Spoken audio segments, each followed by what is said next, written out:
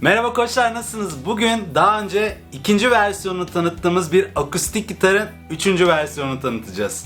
İkinci versiyonunu tanıttığımız zaman bolca mesaj gelmişti. Bunun lütfen üçüncü versiyonunu tanıt. Çok merak ediyoruz. Ama o sıralarda Türkiye'de yoktu bu gitar. Senkop Müzik sağ olsun bu gitarın üçüncü versiyonunu da getirdi ve karşımızda Lava Mi 3 şu an kılıfının içerisinde. Birazdan kutu açılışı da yapacağız ve bu gitarın bütün özelliklerini sırasıyla inceleyeceğiz. Peki bu gitarı farklı kılan şey ne? Üzerinde bir dokunmatik ekran var. Evet, yanlış duymadınız. Tıpkı cep telefonlarımız gibi üzerinde dokunmatik bir ekran entegre edilmiş gitara. Peki ne işe yarıyor?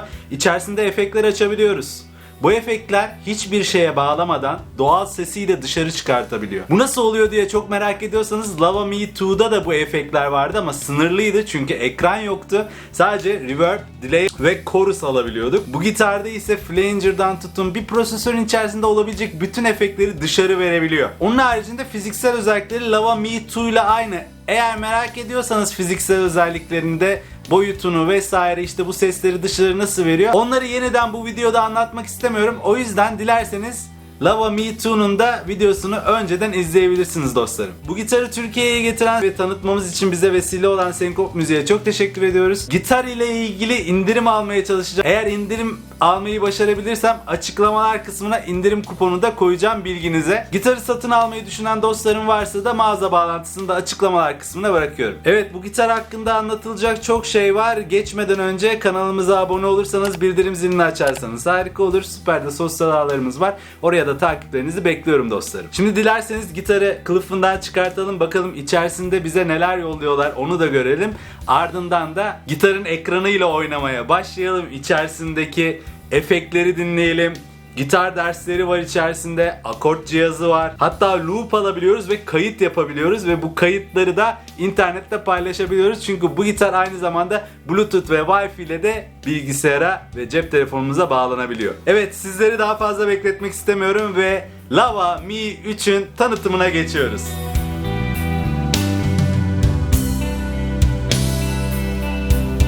Gitarımız müthiş bir kılıfla beraber bize geliyor. Üzerinde Lava'nın logosunu görebiliyoruz yeniden. Kılıf çok güzel, çok da sağlam duruyor. Arkasında çok güzel taşımak için rahatlıkla askıları var. Sağlam görünüyor. Dikişleri son derece kaliteli. Ayrıca yanında taşıma kulbu da var. Oradan da elimizle rahatça taşıyabiliriz. Sırtımıza asmayacaksak. Açalım bakalım içerisinden neler çıkacak.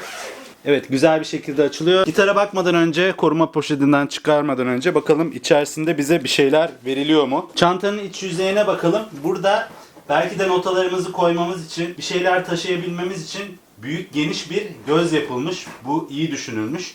Ayrıca gitarı sabit tutmak için bazı çıkıntılar var. Kılıfımızda bir şeyler taşıyabilmemiz için geniş bir bölmemiz de var. Bu bölmenin içerisinde Lava Mi 2'daki gibi 3 tane pena hediye edilmiş. Ayrıca tabii ki şarj edebilmemiz için gitarımızı bir şarj kablosu var. Bu arada iki ucu da Type-C. Buna dikkat etmek gerekiyor şarj ederken. Bir de bir zarf var. Bizi karşılayan, üzerinde Lava Mi 3 yazıyor bu zarfın. İçerisinden neler çıkacak bakalım. Kullanım kılavuzumuz. Lava Mi 2'ye göre bayağı kalın bir kullanım kılavuzu. Temizleme bezemiz. Ayrıca bir teşekkür kartı da eklemeyi unutmamışlar. Kullanım kılavuzuna hızlıca birazcık bakalım. Gitarımızın genel özellikleri, ekran, ses düğmesi, açma düğmesi, düğmeye ne kadar bastığımızda neler olduğunu anlatmış, Wi-Fi'ye nasıl bağlanacağımız, nasıl aktivasyon gerçekleştireceğimiz, ekran üzerinde neyin nerede olduğu, ekranı nasıl kullanabileceğimiz bir cep telefonu gibi aslında, sembollerin neler olduğu, gitarımızı nasıl şarj edeceğimiz, gerekli olursa yükseklik ayarlarını nasıl yapacağımız, telleri nasıl değiştireceğimiz, gitarın boyu, teknik özellikleri ve dikkat edilmesi gereken kısımlar. Ve diğerleri de Almanca ve diğer dillerde çevirileri var. Umarım bir gün bunların içerisinde Türkçe'de olur. Evet, kutunun içerisinden bunlar çıktı. Gitarımızı poşetin içerisinden çıkartalım.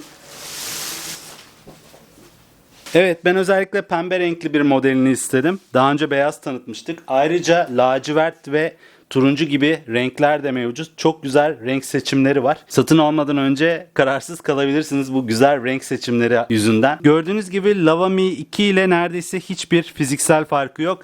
Ta ki ekran kısmına gelene kadar ve bu ekranı destekleyen içerideki teknik donanım dışında neredeyse hiçbir farkı yok gitarın. Gitarın neyden üretildiği, boyutları vesaire teknik özelliklerini merak ediyorsanız Lava Me Too videosundan o teknik özelliklere ulaşabilirsiniz izleyerek. Şimdi dilerseniz gitarı aktif hale getirelim, ekranı açalım ve ne gibi ayarlar yapılıyor oraya bir bakalım. Evet, gitarı nereden şarj edeceğiz diyorsanız Type-C girişi gitarın arkasında. Buradan bağlayabiliyorsunuz. Şurada bazı noktalar görüyorsunuz. Bunlar ne diye soracak olursanız bu aletin kendi şarj yuvası da var. Hem stand olarak kullanabiliyorsunuz, ayakta duruyor, hem de kendi kendine şarj alıyor. Türkiye'de satılıyor mu? Şu an bir bilgi sahibi değilim. Ve şarjın ne kadar dolu olduğunu görmek istiyorsak içeride açma düğmesine bir kere basıyorum ve şu an %75 şarjda. Bize şarjı dolu olarak da ulaşmış gitar. Evet, gitarımızı açalım. İçerisinden açma tuşuna bastım. Lava logosu karşımıza geldi.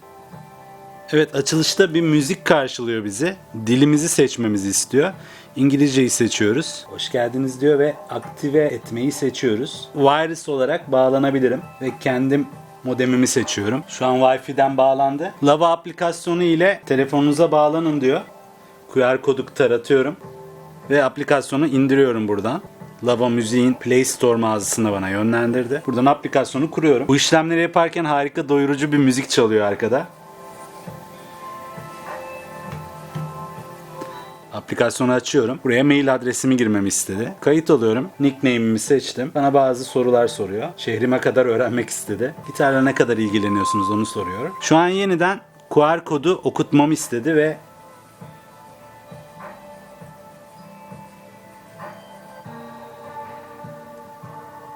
gitar üzerindeki QR kodu okuttuğum anda gitar aktive oldu. Tura başlayalım diyor. Gitarın sesini içeriden açıp kapatabilirsiniz. Onu yapmamı istiyor. Ve gördüğünüz gibi ekranda da ses açılıp kapanıyor.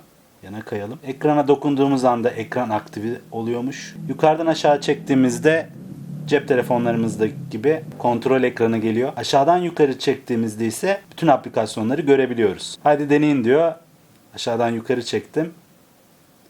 Ve aplikasyon ekranı karşımıza geldi. Yukarıdan aşağı çekiyorum ve kontrol ekranımıza geliyoruz. Kontrol ekranımızda ses ayarımız var. Parlaklık ayarımız var ekranımızın. Wi-Fi'nin açıp olup olmadığı. Hızlı bir kayıt tuşu. Ayarlar sekmesi. Ayarlar sekmesinde ana volüm, sistem volümü, gitarın sesi, line out için equalizer, içerisindeki akustik boost açıp kapama ve ayrıntılı ayarlarda mixing mod demiş. Hem line'a yolladığımız ses açık oluyor hem de gitarın kendi içerisindeki hoparlörü açık tutmak istiyorsak mixing modu açabiliriz. FreeBoost'un üzerindeki desibeli de değiştirebiliyoruz ama dikkat edin, bu feedback'e sebebiyet verebilir. Eğer ses yeterli gelmezse biraz daha boost verebiliyoruz zannedersem. Geriye geliyorum. Bir tane de akort cihazı bulunuyor kontrol ekranında. Hızlıca aplikasyonlara bakalım denemeden önce. Tuner'ımız var, metronomumuz var. Hızlı bir şekilde kayıt almamız için kayıt cihazımız var. Efektlerimize buradan giriyoruz. Gitar egzersizlerine buradan giriyoruz. Loop almak istiyorsak da buraya giriyoruz. Yana kaydıralım. Müzik kütüphanemiz var. Resim kütüphanemiz var. Cihazı update etmek istediğimizde buraya giriyoruz. Ve yine ayarlar kısmına girebileceğimiz bir yer. Update'e bakalım. Herhangi bir update'imiz var mı? Şu an kontrol ediyor. Update gelmiş. Basıyoruz. Güncelleyelim cihazımızı. Evet, cihaz kendini güncelleye dursun. Ben de gitarın sesini efektleriyle beraber duymamız için kurulumu hazırlayayım ve gitarı çalaraktan gitarı tanımayı devam edelim. Evet dostlarım, sistemi kurdum. Cep telefonundan ekranı çekiyorum. Kameramla da kendimi ve gitarı çekiyorum. Ayrıca sağır mikrofonlarıyla da temiz kayıt alıyorum. Daha temiz sesi alalım diye. Tabi gitarımız bize akorsuz bir şekilde geldi. Hemen tuner'a girip akordumuzu yapalım. Germemiz gerektiğini söylüyor. Ve olduğunda da perfect diye uyarıyor bizi. Mükemmel diyor. Evet, tuner ekranında başka seçenekler de görüyoruz. Buradan standarda bastığımızda farklı akort sistemleri kullanabiliriz.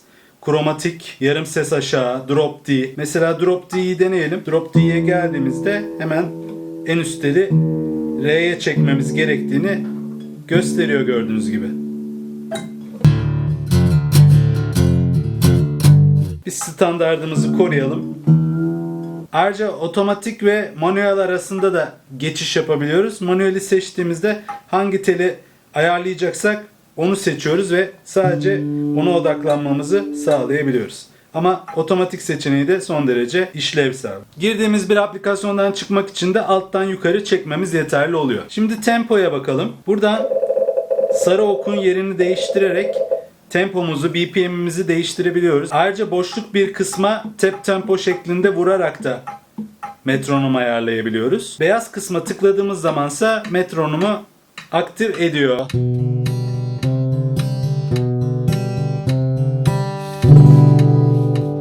Bir daha bastığımızda çıkıyoruz. Ayarlar kısmına girdiğimizde ise farklı metronom seçenekleri ve farklı metronom sesleri seçebiliyoruz. Mesela kick'i seçelim ve üçleme şeklinde duyursun. Tamam diyoruz. Bakalım ne olacak.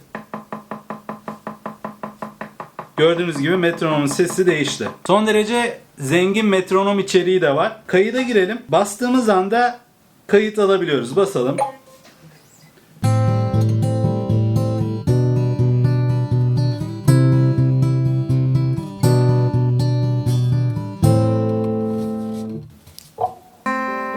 Gördüğünüz gibi şu an kendi çalmaya başladı kaydı.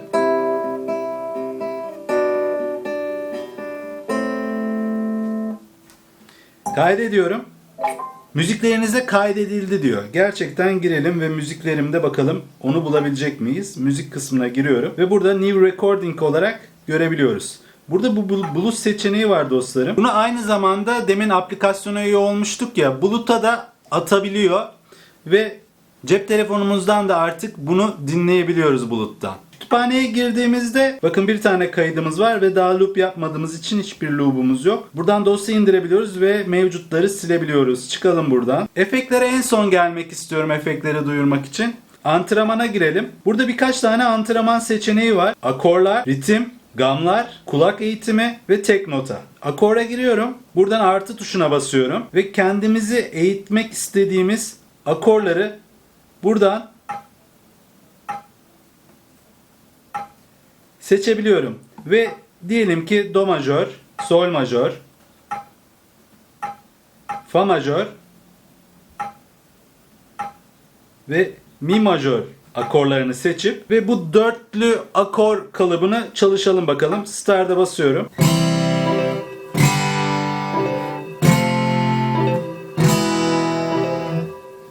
Bitirmek istediğimde end diyorum. İstersem dinlenip yeniden devam edebilirim ya da bitirebilirim. Bu burada hafızasında kalabilir. Yeni bir tane akor, yeni bir egzersiz açabilirim. Bu sefer mesela daha zor akorlar seçebilirim. Re minör 7'li, mi majör 7'li mesela. Seçtim. Diyelim ki bunu arka arkaya çalışmak istiyorum. Bu şekilde farklı akorları da çalışabilirsiniz. Sıradaki egzersiz vuruşlar. Bu çok yararlı. Buradan istediğimiz bir vuruş kalıbını seçebiliyoruz. Ve onu çalışabiliyoruz. Start diyelim.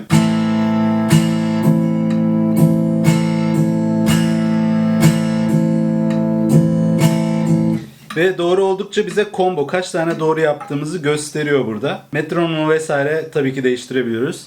Gam egzersizi var. Herhangi bir gam seçiyoruz ve o gamın pozisyonunu seçiyoruz. Diyelim ki 3. pozisyonda başlayalım.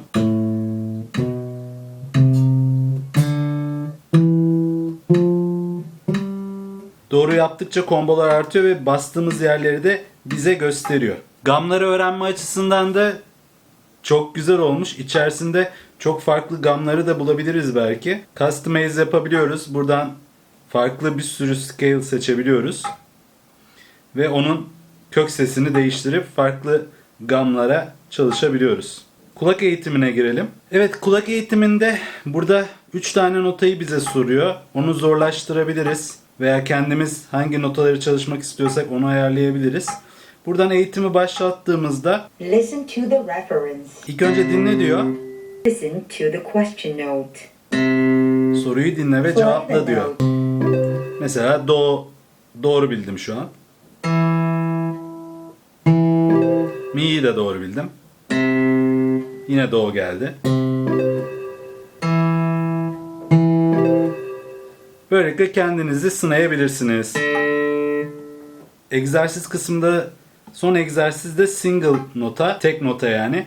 Burada dörtleme veya üçleme şeklinde istediğimiz metronomda sağ el egzersizi, pena egzersizi yapabiliyoruz, hız egzersizi. Evet, şimdi harika bir kısma geliyorum, loop kısmına. İnternette de inanılmaz bir entegre şekilde çalışıyor ve internette insanların yapmış olduğu ya da editörlerin seçmiş olduğu bazı hazır drum loop'ları var burada. Mesela stil olarak farklı stiller de seçebiliyoruz. Pop, rock, R&B gibi stiller var. Bunları mesela gördüğünüz gibi bastığınızda eğer daha yüklenmemişse internetten bunları yüklemeye başlıyor. Ben buradan Rock Never Die diye bir şey seçtim ve çalmaya başlıyor farkındaysanız. Diyelim ki ben bunu kullanacağım. Use dedim ve bunu indirdi. Buradan metronomu seçebilirim. Barını seçebilirim. Buradan tamam diyorum. Farklı ayarlara girmeyeceğim. Burada ayarlar kısmında önemli bir şey var. Eğer sürekli arka arkaya kayıt alsın istiyorsanız loop'u bunu seçebilirsiniz ve 3 tane loop'u üst üste kaydedebilirsiniz. 2 bar veya 1 bar. Bunu da seçebilirsiniz. Kaç tane istiyorsanız. 2 kere mi dönsün, 1 bar mı dönsün. Ben şimdi arka arkaya üçünü de kaydedeceğim. Bakalım nasıl olacak. Kayıda başlıyorum ve 4'ten geriye sayıyor.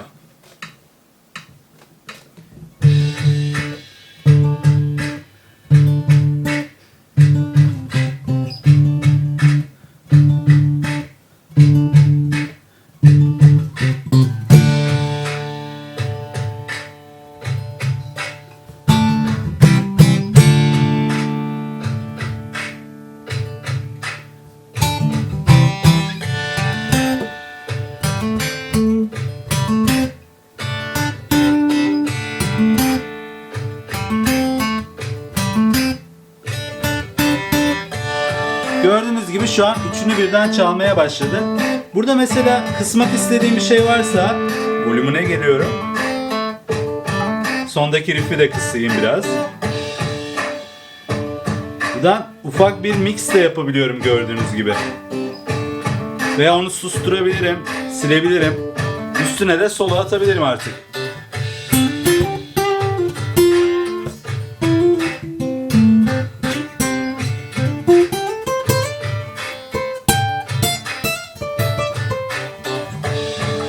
Evet, loop kısmı inanılmaz eğlenceli ve böyle arka arkaya üçünü birden kaydettiği için hani bunu sahnede çok aktif bir şekilde kullanabilirsiniz. Burada bunu şu an save'lemiyorum ama bunu kendi yine bulut'unuzda save'leyebilirsiniz. Ve buradan beğendiğiniz bazı şarkılar, mesela Sweet Child of Mine var. Bunun loop'una bakalım nasılmış. Mesela bunu favorilerinize atabilirsiniz. Loop kısmı gerçekten inanılmaz keyifli ve eğlenceli olmuş. Müzik klasörleri, resim klasörleri, update, bunları biliyoruz. Ayarlar kısmına bir daha girmek istiyorum. Buradan kendi profilimi ayarlayabilirim. Çalışmış mıyım, çalışmamış mıyım onu görebilirim. Ne kadar çalışmışım gitarda. Bunları tutuyor. Seslerim, ekran görüntülerim, wallpaper'ı değiştirebiliriz istersek, dilersek. İstediğimiz farklı bir wallpaper'ı açabiliriz. Wireless'a bağlıyız zaten. Aynı zamanda Bluetooth var. Buradan Bluetooth kulaklığımız varsa Bluetooth kulaklığımızı aktif hale getirip kulaklıkla da çalışabiliriz. Burada zaten ekran parlaklığı, kaç dakika açık kalsın. Evet, şimdi bu kısımdan da çıkalım ve gelelim en acayip kısma. Şimdi arkadaşlar, bu arkadaşın içerisinde gitarın doğal sesine efekt verebiliyoruz. Efektler kısmına bastığımda karşıma bir sürü efekt çıkıyor. Yani sanki bir elektro gitar prosesörünün içerisindeymişim gibi ama farkındaysanız bu bir akustik gitar. Gördüğünüz gibi yukarıda reverb, delay, reverse delay, chorus, tremolo, phaser, flanger, rig mode, octave, stutter, wah, wah, wah, wah, wah bile var. Slow gear, pitch shift, shaper box, ER ve distortion var. Gördüğünüz gibi yerin içerisinde farklı amfi modellemeleri var. Yani çok acayip arkadaşlar. Bu arada tabii ki bu videonun içerisinde bunların hepsini sığdıramayacağım ama bu gitar hakkında bir tane no talk videosu çekmeyi düşünüyorum. Yani orada olabildiğince fazla efekti no talk, konuşmadan böyle dinletmeyi çabalayacağım. Şimdi reverb'e girelim bakalım veya direkt böyle daha efektif bir şey, delay'den başlayalım. Burada Jupiter diye bir şey var. Seçtim bakalım. Efekt şimdi açık diyor.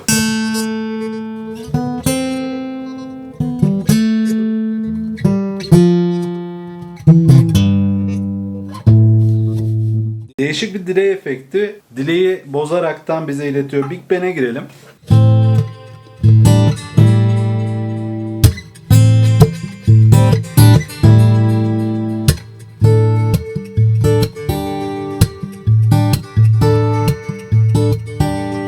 Şimdi bu efekte artı tuşuna basıyorum ve bir template çıkıyor karşıma. Bu template'i seçtim ve onayladım. Template'lerimize girdiğimiz zaman burada bu efekte seçip ve üstündeki ayar tuşuna basıp bu efektin içindeki ayarları değiştirebilirim. Mix'ini arttırabilirim, derinliğini arttırabilirim veya azaltabilirim, rate'leri ayarlayabilirim ve ton üzerinde değişiklikler yapabilirim. Bu arada bu korusu, yani bu efektin içinde farklı birçok şeyi açıp kapatabilirim. Şu an chorus'tayız. Mesela oktav kısmı, delay kısmı, burada delay ayarları, 8'lik, noktalı 8'lik, bunun hızı, feedback'i, mix'i, tüm bunları ayarlayabilirim. Save'liyorum ve çalalım.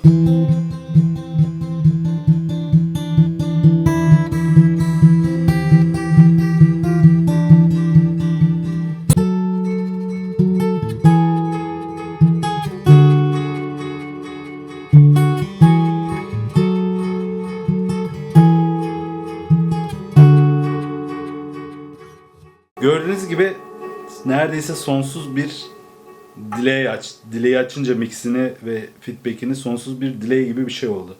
Şimdi farklı şeyler deneyelim. Distortion deneyelim. Kung Fu diye bir şey var. Bakalım ne olacak. Şimdi bir uyarı geldi demin. Bu uyarıda şey diyor. Bağlı olmadığı için bu efekt sonuç vermez diyor. Demek ki bazı efektlerimiz sisteme bağladığımız zaman aktive oluyor. Distortion da onlardan bir tanesi. Chorus'a girelim. Rainforest'u seçtim.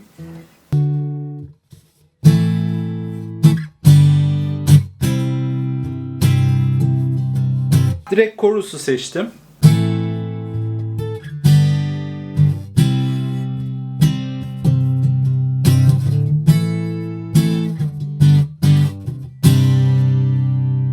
Bunu ekleyelim. Template 1'e ekleyelim yine. Ayarlarına gelelim chorus'un ve mix'ini bayağı bir arttıralım. Rate'ini de arttıralım. Tonunu da biraz değiştirip save'leyelim. Bakalım şimdi nasıl olacak.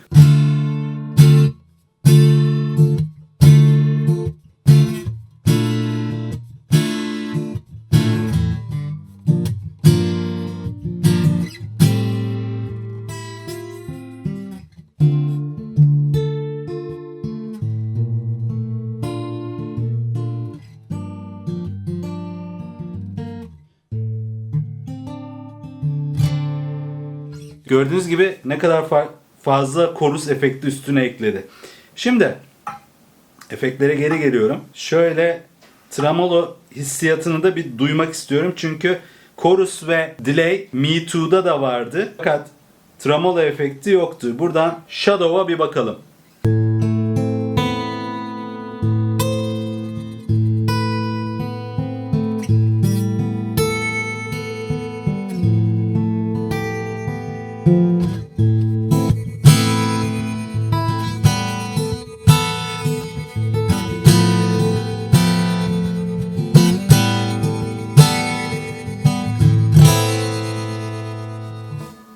Phaser ve Flanger'da da bir şeyler dinleyelim bakalım. Mushroom'u seçelim.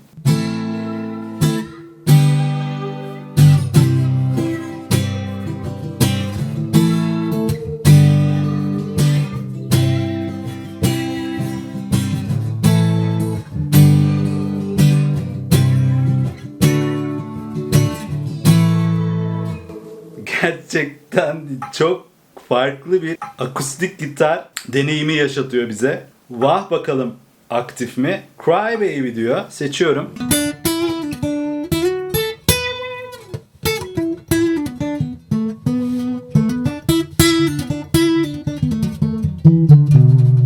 Evet, otomatik bir vah yapıyor. Çok dipten geliyor tabii. Belki ayarlarını oynarsak daha fazla duyabiliriz. Oktava bakalım. Direkt oktavı seçiyorum.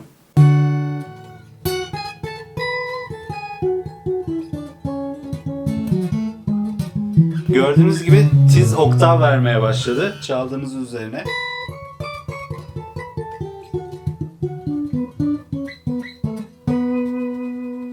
Slow Gear'a bastım. Burada bakalım Slow Soul diye bir şey var. Bak lütfen bağlayın diyor. Aktif olmuyor. Bazı efektler sadece line'a bağladığımız zaman, sisteme bağladığımız zaman aktif oluyor.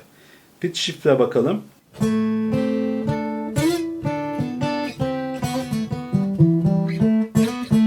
Evet, bunun bir ayarlarına girmek istiyorum. Artıya bastım. Temple 1'e yine Sevleyelim. Orada ayarlara gireyim.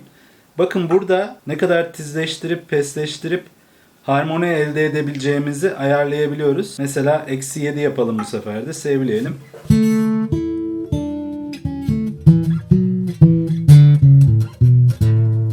Yedi semiton pesten çift ses yapıyor şu an. Giriyorum. Mesela +3 diyelim.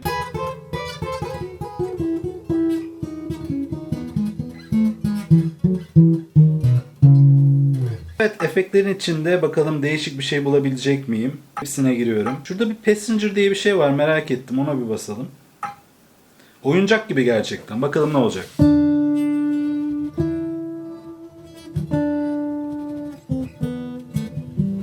Evet, reverse delay var galiba içerisinde ve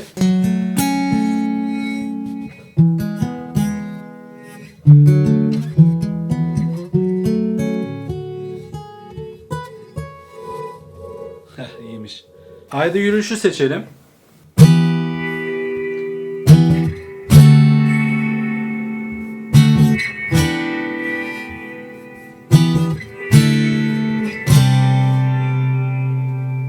Uzaya takmışlar, kara delik.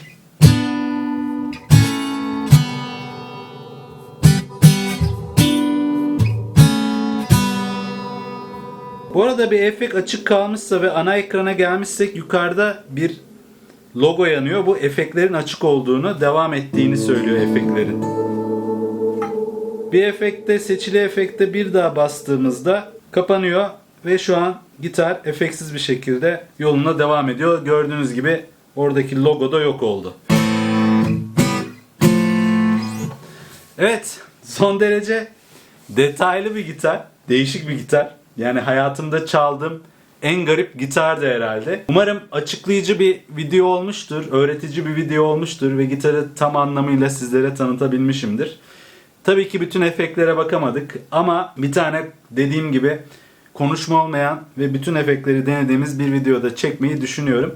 Şimdi kapanışa geçelim isterseniz. Wow, mükemmel bir cihaz değil mi arkadaşlar? Ya bugüne kadar tanıttığımız belki de en garip, en teknolojik gitarlardan bir tanesi oldu. Hatırlıyorsanız bir de akıllı elektro gitar tanıtmıştık. Eğer o videoyu da izlemeyenleriniz varsa onu da kartlar bölümüne bırakıyorum. Moore'un GTRS ile yaptığı harika bir gitar. Evet, bu gitar hakkında ne düşünüyorsunuz? Bir akustik gitarın üzerinde bu kadar detaylı bir ekran, efektler vesaire olması işinize yarar mı? Bunu kimler kullanabilir? Siz kullanmak ister miydiniz?